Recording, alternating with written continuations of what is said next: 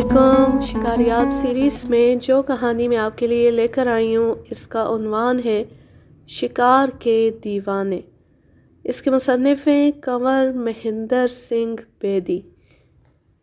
یوں تو ہمارا سارا خاندان ہی شکار کا شیدائی تھا، لیکن والد صاحب تو حقیقت میں شکار کے دیوانے تھے۔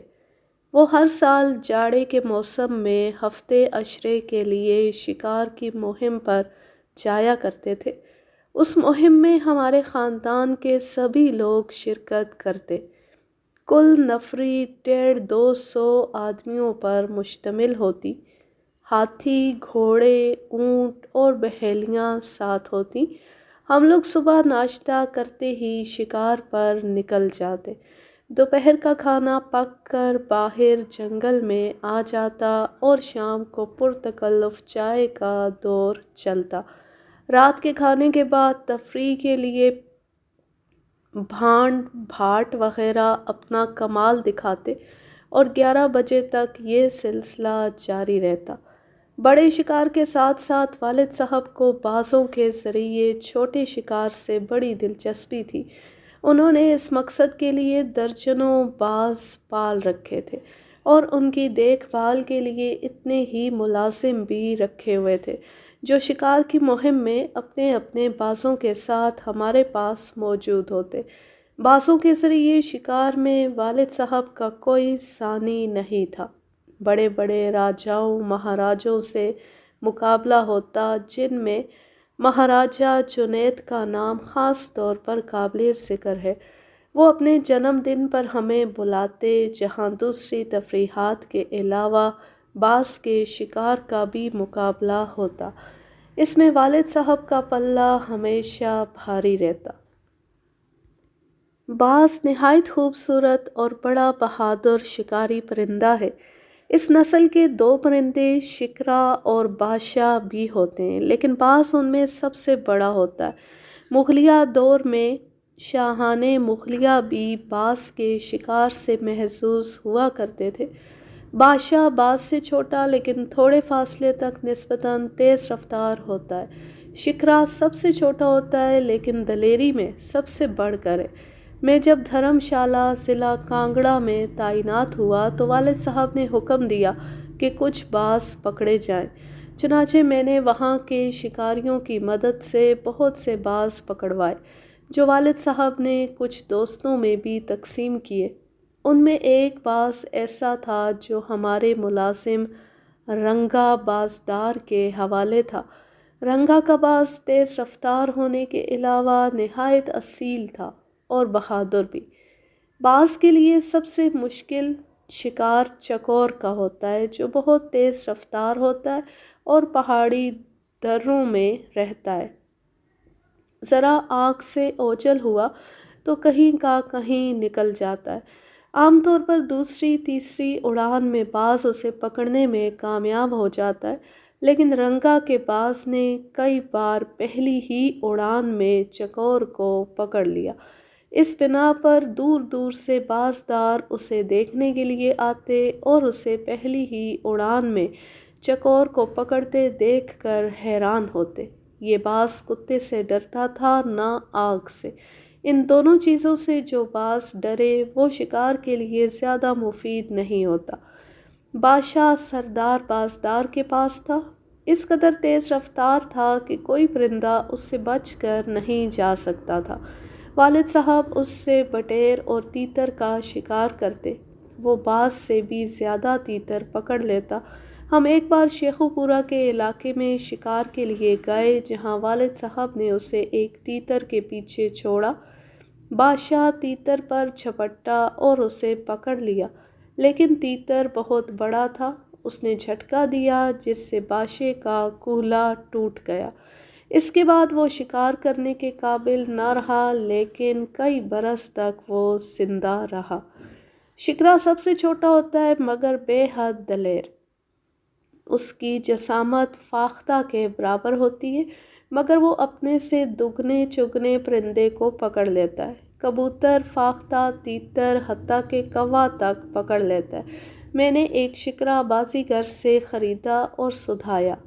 وہ 2-3 برس میرے پاس رہا اور میں نے اس کے ذریعے تیتر، بٹیر، فاختہ، کبوتر اور ہریل وغیرہ کا شکار کیا۔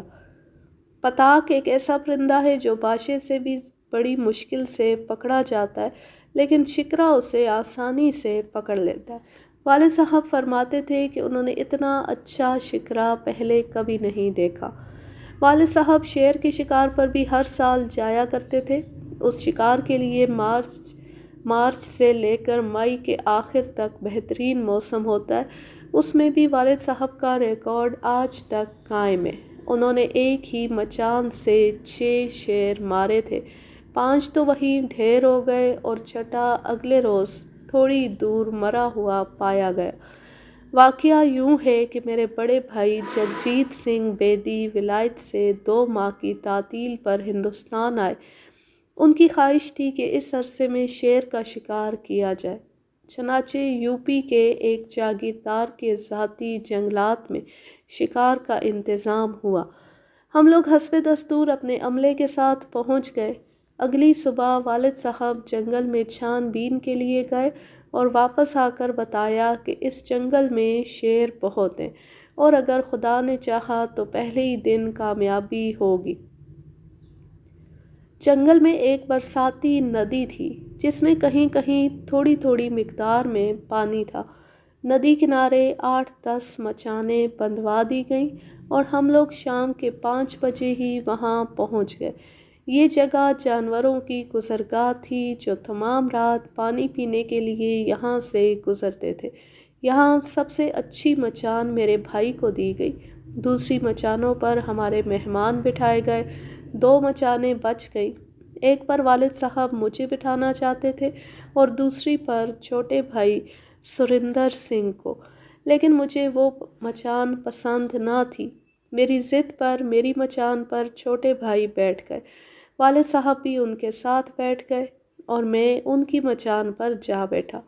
ابھی 6 بجے ہوں گے کہ شیروں کا ایک جوڑا چھوٹے بھائی اور والد صاحب کی مچان کے سامنے آ کر کھڑا ہو گیا۔ ایک پر والد صاحب نے فائر کیا اور دوسرے پر چھوٹے بھائی نے۔ بھائی صاحب نے جس شیر پر فائر کیا وہ زخمی ہو کر سیدھا مچان کی طرف لپکا اور اتنے زور سے گرجا جیسے زلزلہ آ گیا ہو۔ مچان تک پہنچنے سے پہلے بھائی صاحب نے اس پر 2 فائر اور کیے اور اسے گرا دیا۔ دوسرا شیر جنگل کی طرف بھاگ گیا لیکن اگلی صبح تھوڑی فاصلے پر مردہ پایا گیا۔ ہم سب بہت خوش ہوئے کہ دن چھپنے سے پہلے شیر مار لیا۔ والد صاحب نے ہم سب کو اپنی اپنی مچانوں پر ڈٹے رہنے کی تاکید کی۔ ان کا خیال تھا کہ ابھی اور شیر آئیں گے۔ اتفاق ایسا ہوا کہ اس کے بعد 4 شیر اور آئے، سبھی والد صاحب کی مچان کے سامنے۔ وہ سب کے سب ایک ایک فائر میں گرا لیے گئے۔ میرے چچا جو تھوڑی دور ایک مچان پر بیٹھے تھے ہر بار پوچھتے مارا؟ والد صاحب کہتے ہاں مارا۔ آخری فائر پر پھر چچا نے پکار کر پوچھا تو والد صاحب نے جواب دیا کہ ہاں مارا۔ پوچھا کتنے ہو گئے؟ کہا کہ 4 تو یہیں ڈھیر ہیں، 5واں بھی مارا گیا ہوگا۔ اس پر چچا صاحب نے کہا کہ اب ختم کرو، جنگل میں جھاڑو دینے تو نہیں آئے۔ اس وقت صبح کے 5 بجے تھے۔ ابھی ہم مچانوں سے اترے نہیں تھے کہ 2 شیر اور آئے اور وہ بھی والد صاحب کی مچان کے سامنے، لیکن والد صاحب نے فائر روک لیا۔ کوئی 2 بجے رات ایک شیر میری مچان کے نزدیک بھی آیا تھا۔ میں آدھی رات تک جاگتا رہا تھا۔ اس عرصے میں والد صاحب 3 شیر مار چکے تھے۔ میں اس خیال سے کہ اب اور شیر کہاں سے آئیں گے سو گیا اور اپنے شکاری سے کہہ دیا کہ اب وہ جاگے اور دھیان رکھے۔ چنانچہ جب شیر آیا اور اس نے آہٹ سنی تو مجھے جگانے سے پہلے تسلی کرنا چاہی کہ کون سا جانور ہے۔ جب اس نے ٹارچ کی روشنی پھینکی تو شیر ایک دم ہررایا۔ شکاری گھبرا گیا اور ٹارچ اس کے ہاتھ سے چھوٹ کر گر گئی۔ اسی وقت میری آنکھ کھل گئی، لیکن شیر والد صاحب کی مچان کی طرف جا چکا تھا۔ میں نے سیٹی بجا کر انہیں محتاط کر دیا اور تھوڑی دیر میں یہ شیر بھی ان کی بندوق کا نشانہ بن گیا۔ اس طرح والد صاحب نے ایک رات میں ایک ہی مچان سے 6 شیر مارے، جو ایک ریکارڈ ہے۔ صبح جب ہم لوگ مچانوں سے اترے تو والد صاحب نے طنزاً پوچھا، کہو مہندر سنگھ، رات کتنے شیر مارے؟ یہ میری اس ضد کی طرف اشارہ تھا جو میں نے شام کو مچان بدلنے کے سلسلے میں کی تھی۔ میں کیا جواب دیتا؟ شرمندہ ہو کر رہ گیا۔ اتفاق سے بڑے بھائی صاحب بھی اس رات کوئی شکار نہ کر سکے۔ ایک مرتبہ ہم لوگ شیر کا شکار کرنے گئے۔ ہمیں جس جنگل میں شکار کھیلنا تھا، معلوم ہوا کہ وہاں ایک بہت بڑا شیر ہے جو بہت ہوشیار ہے۔ عام طور پر وہ جنگلی جانور ہی مارتا ہے اور پالتو جانوروں کو نظر انداز کر دیتا ہے۔ ہم نے ایک درخت کے ساتھ بھینس کا کٹا باندھ دیا اور شیر کی آمد کا انتظار کرتے رہے، لیکن ہمارا یہ تجربہ ناکام رہا۔ شیر آنے کو تو آ گیا، لیکن کٹے سے دور دور رہا اور فاصلہ اس قدر زیادہ تھا کہ اس پر فائر کرنا بے سود تھا۔ ہم نے اگلے روز پھر اس تجربے کا اعادہ کیا، لیکن کامیابی نہ ہوئی۔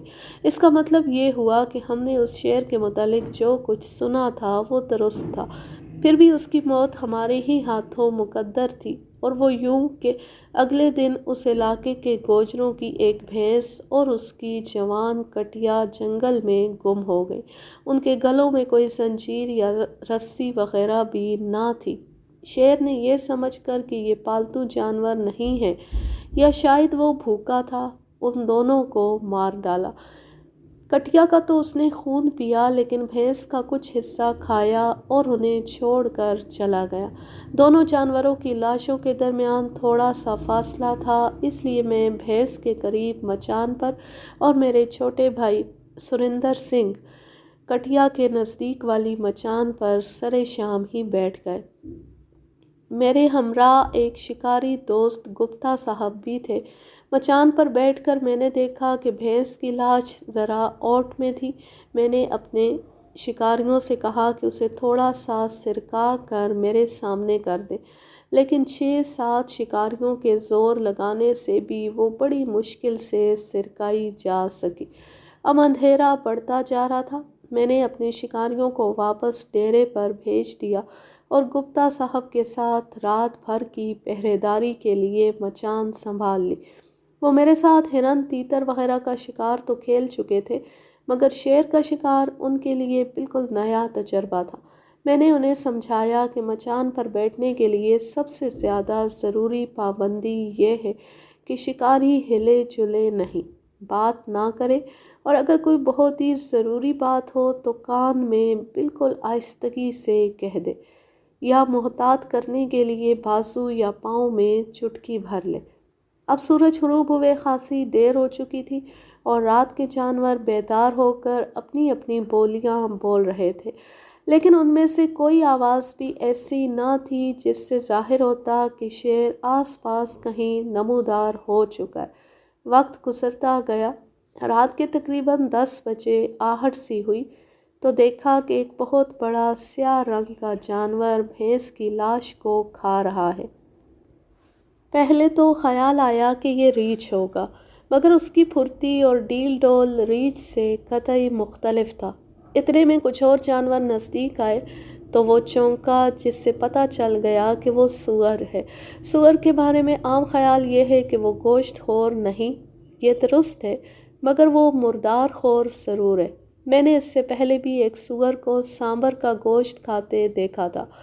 5-7 منٹ گزرے ہوں گے کہ وہ سور ایک دم گولی کی طرح بھاگا۔ ہم اسے یوں اچانک بھاگتے دیکھ کر حیران ہو رہے تھے کہ شیر آ گیا اور بھینس کے پہلو میں بیٹھ کر اسے کھانے لگا۔ میں اپنی بندوق کا رخ آہستہ آہستہ اس کی جانب پھیر ہی رہا تھا کہ اس نے بھینس کو قریب قریب اٹھا لیا اور اسے کھینچ کر چلنے لگا۔ شیر کی غیر معمولی قوت کا یہ منظر ہمیں متحیر کرنے کے لیے کافی تھا، کیونکہ جس بھینس کی لاش ہمارے 5-7 آدمی بمشکل کھسکا سکے تھے، اسے شیر نے اکیلے ہی آرام سے اٹھا لیا تھا۔ میں نے اس موقع سے فائدہ اٹھایا اور فوراً ہی فائر کر دیا۔ شیر ایک دم گرجا اور چھلانگ لگا کر بھاگ نکلا۔ کچھ دور تو اس کے بھاگنے کی آواز آئی، پھر بند ہو گئی۔ میں نے گپتا صاحب کو بتایا کہ اب ہمیں رات بھر مچان ہی پر رہنا پڑے گا، کہیں ایسا نہ ہو کہ شیر ہلکا سا زخمی ہوا ہو اور اترتے ہی ہم پر حملہ کر دے۔ ہم دونوں سو گئے۔ صبح 6 بجے کے قریب والد صاحب ہاتھی لے کر ہمارے پاس پہنچ گئے۔ انہوں نے رات کو میرے فائر کی آواز سن لی تھی۔ ہم سب ہاتھی پر بیٹھ کر اس طرف گئے جس طرف شیر رات کو بھاگتا ہوا گیا تھا۔ ابھی ہم ایک فرلانگ بھی جانے نہ پائے تھے کہ والد صاحب نے شیر کو دیکھ لیا اور بندوق تان لی، تاہم فوراً ہی بھانپ لیا کہ شیر مردہ پڑا ہے۔ یہ شیر واقعی بہت بڑا تھا۔ مجھے اس کے مارنے کی بڑی خوشی ہوئی اور جب اسے ناپا گیا تو وہ 10 فٹ 2 انچ نکلا۔ شیر کا رعب اور دہشت کتنی ہوتی ہے اس کا ایک واقعہ سناتا ہوں۔ ایک بار ہم لوگ گنگا پار گوری بلاک میں شیر کے شکار کو گئے۔ ہم نے دیکھا کہ جنگل میں ایک نہایت موزوں جگہ پر مچان بندھی ہوئی ہے۔ دریافت کرنے پر وہاں کے ایک شکاری نے بڑی دلچسپ داستان سنائی۔ واقعہ یوں تھا کہ ہم سے تھوڑے دن پہلے میرٹھ سے ایک انگریز فوجی افسر اس جگہ شکار کھیلنے آیا تھا۔ رات کو وہاں بھینس کا ایک کٹا باندھ دیا گیا جسے شیر نے مار ڈالا اور اس کا کچھ حصہ کھا کر چلا گیا۔ اگلی شام اس سے کچھ فاصلے پر مچان باندھ دی گئی اور وہ انگریز افسر اس پر بیٹھ گیا۔ ابھی سورج غروب ہوا ہی تھا کہ شیر آ گیا، لیکن اتفاق سے ایک اور نر شیر بھی گشت کرتا ہوا وہاں آ گیا۔ دوسرا شیر پہلے شیر سے بڑا تھا، لیکن پہلے نے اپنے شکار کی حفاظت کرنا چاہی، جس پر دونوں میں لڑائی شروع ہو گئی۔ دونوں شیر لڑتے ہوئے اس قدر زور سے گرج رہے تھے کہ پورے کا پورا جنگل کانپ رہا تھا۔ شکاری نے اس فوجی افسر سے کئی بار کہا کہ فائر کرے، لیکن وہ بہت زیادہ خوفزدہ ہو گیا تھا۔ بالآخر بڑے شیر نے چھوٹے شیر کو مار ڈالا، مگر وہ خود بھی اس قدر زخمی ہو چکا تھا کہ کٹے کی طرف نہیں گیا بلکہ رینگ رینگ کر جنگل میں داخل ہو گیا۔ فوجی افسر اور شکاری نے تمام رات مچان پر گزار دی۔ صبح ہوئی تو فوجی افسر نے شکاری کو 100 روپے کا نوٹ دیا اور کہا کہ تم سب کو یہی بتانا کہ صاحب بہادر نے شیر مارا ہے۔ ساتھ ہی اس نے مرے ہوئے شیر پر فائر کر کے گولی کا نشان قائم کر دیا۔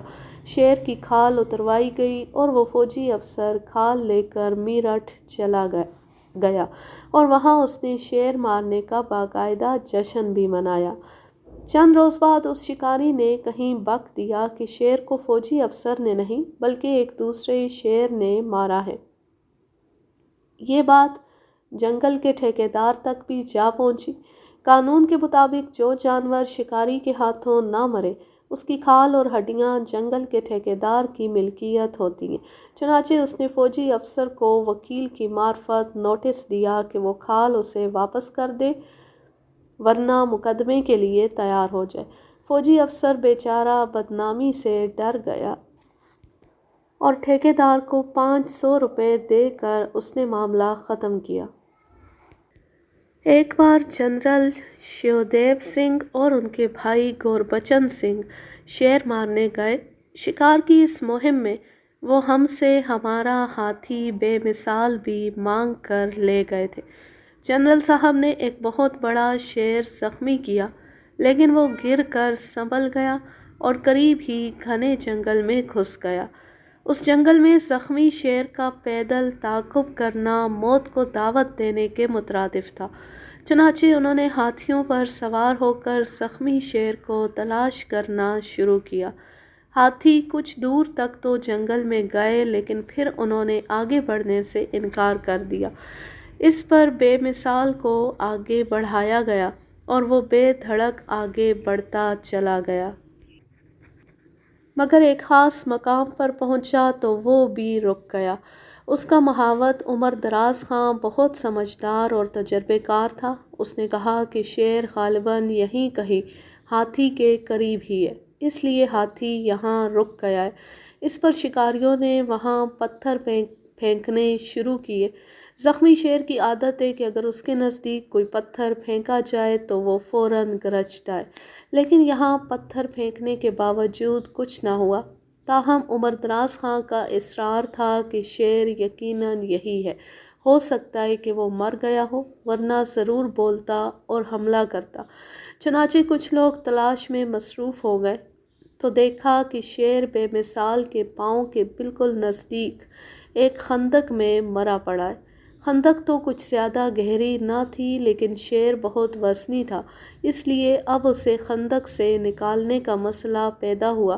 چنانچہ مہاوت نے بے مثال کو اشارہ کیا اور اپنی بولی میں اسے اٹھانے کے لیے کہا۔ بے مثال اگلے گھٹنوں کے بل بیٹھ گیا اور سونڈ کو شیر کی کمر میں ڈال کر اسے باہر کھینچ لیا۔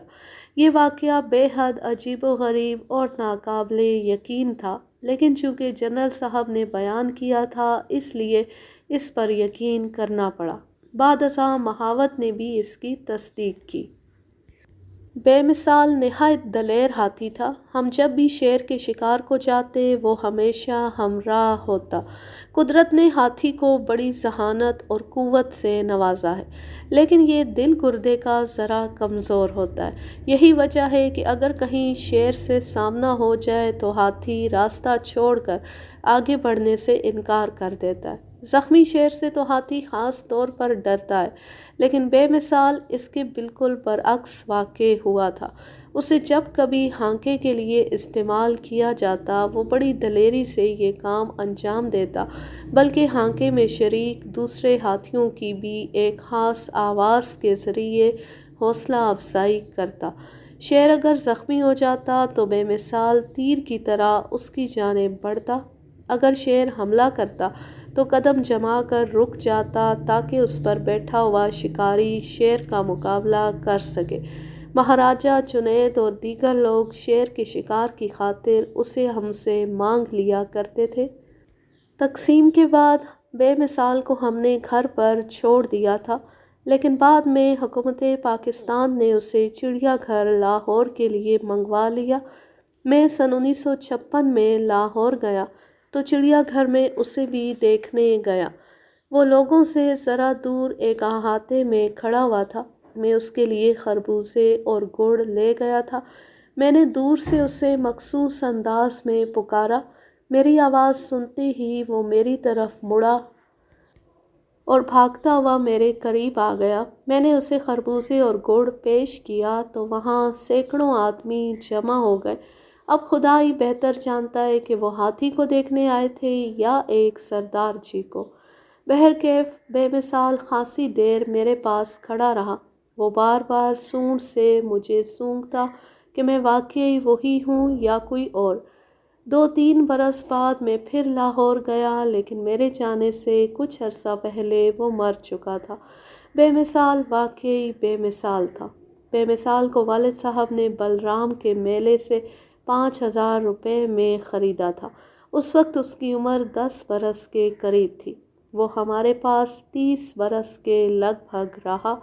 مجھ سے وہ خاص طور پر مانوس تھا۔ مہاوت جب اسے ٹیوب ویل پر پانی پلانے لاتا تو میں اپنے مکان سے اس کا نام لے کر اسے پکارتا۔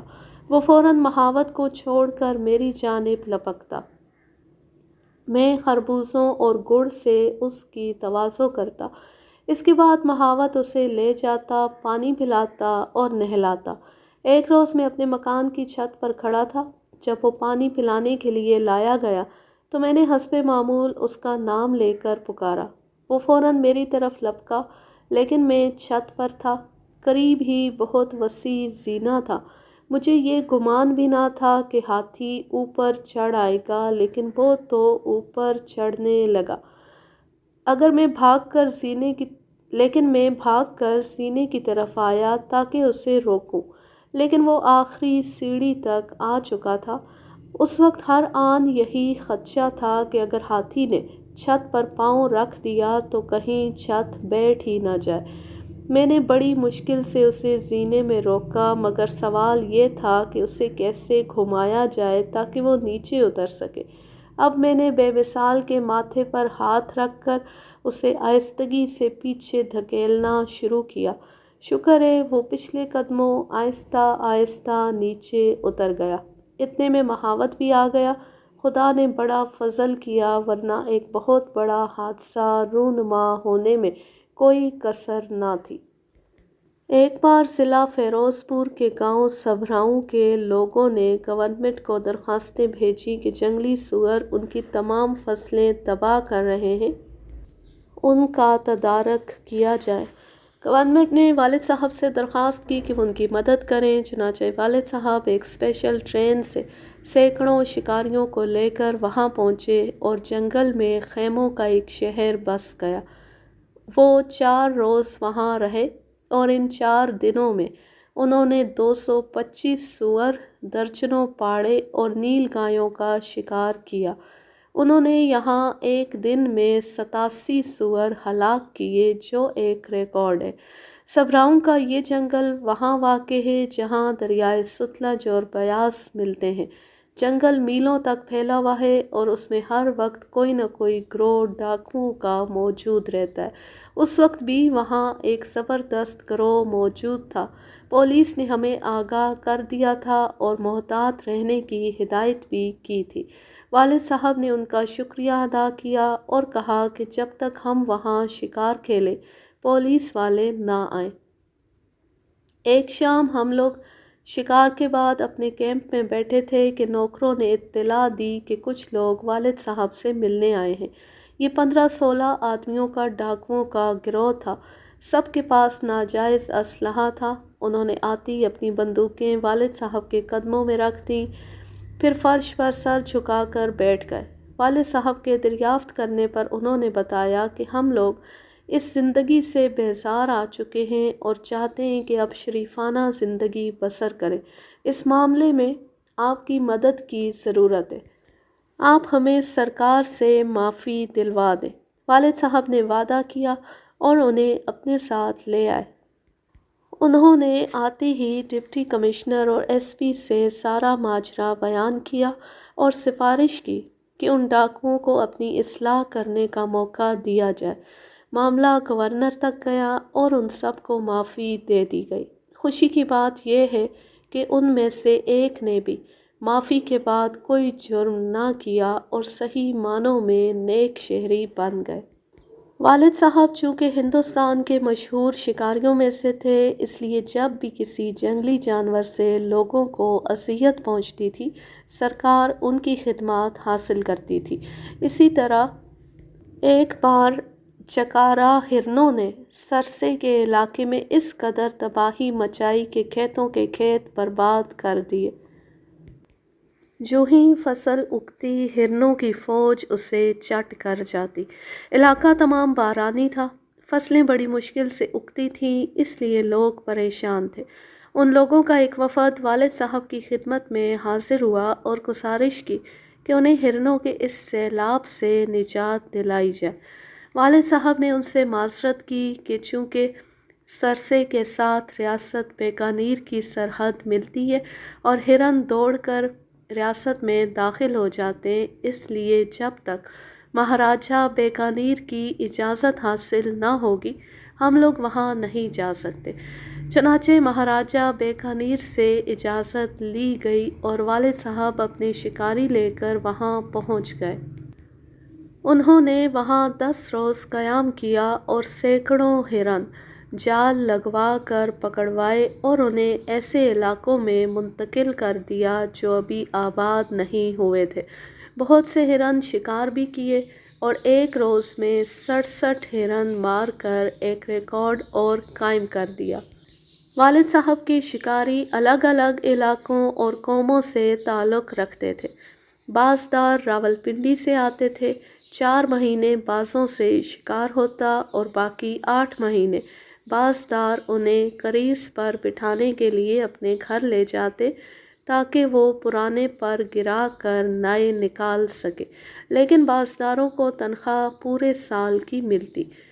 کتوں کے شکاری سانسی اور بازیگر قوم کے لوگ تھے۔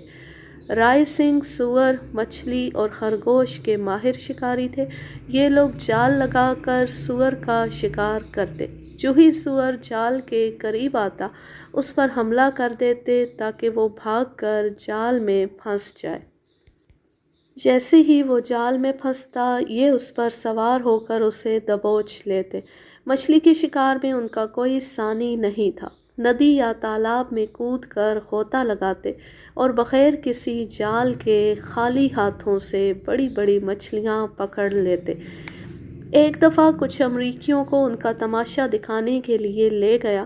یہ لوگ دریائے جمنا کے کنارے موجود تھے۔ ہمارے پہنچنے پر وہ دریا میں اتر گئے اور جس طرح دھوبی تالاب میں کپڑے دھو دھو کر باہر پھینکتا ہے اسی طرح یہ غوطہ مارتے، مچھلیاں پکڑتے اور کنارے پر پھینک دیتے۔